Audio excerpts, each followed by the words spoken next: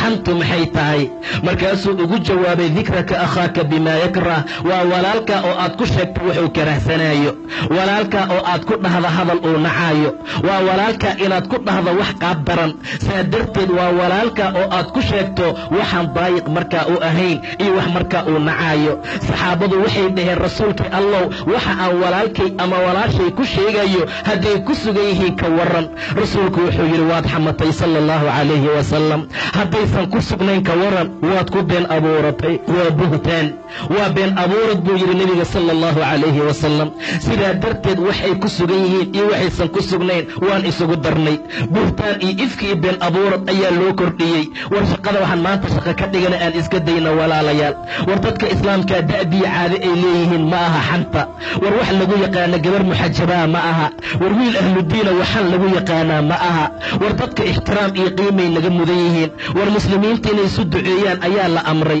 inay ceebaha isku qariyaan baa la amray qof allaala qofkii qof muslima ceebtiisa u qariya ilaahay baa adduuniya aakhira u qariya subxaana wa tacaala war qof allaala qofkii qof mu'min ah kurba ka fayda ilaahay baa ta qiyaama ka fayda subxaana wa tacaala war qof walbaaba qofkii walaalkii danihiisa ka shaqeeya ilaahay baa dantiisa iyo xaajadiisa uga shaqeeya subxaana wa tacaala aadaabtana la baraya fiiriya wanaagga ilaahayna amraya fiiriya subxaana wa tacaala in allaala intaan walaalahayn xaajaadkooda iyo danahooda qaban lahayn waa dhibnay in allaala intaan imaani lahayn oo khayr iyo wanaag aan ku sheegi lahayn waan xamanaynaa in allaala intaan khayrkii wanaagga isu dardaarmi lahayn shartii xumaantaan isu dardaarmaynaa rasuulku haddaysan ku sugnayn waxaad ku sheegaysa waad ku been abuuratay buu yidhi waxaad la timid iftixo waxaad la timid buhtaan sidaa darteed dadka xaaladoodu ay sidaa tahay cadaab buu ilaahay u ballanqaaday waaladiina yu'duuna almu'miniina waalmu'minaat bigayri ma iktasabuu faqad ixtamaluu buhtaanan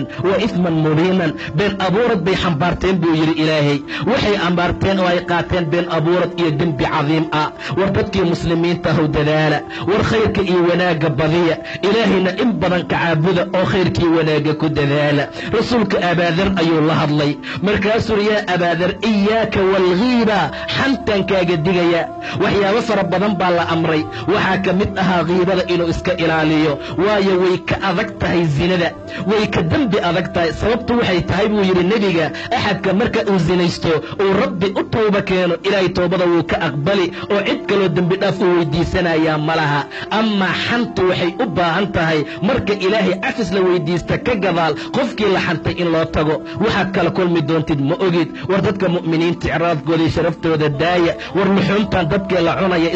iska dhaafno war waxaan maantaan caadada ka dhigana aan iska dayno war waxaan maanta carabkeenna ku fududaaday aan iska ilaalino wallaahi in badan waxay dadka cadaabka ku galaan waa carabka waxa cadaabka lagu mutaysta waa carabka subax walba xibnaha ayagoo khushuucsan yay hoos imaanayaan carabka markaasay leeyihiin ittaqillaah war carabow ilaahay nooga baq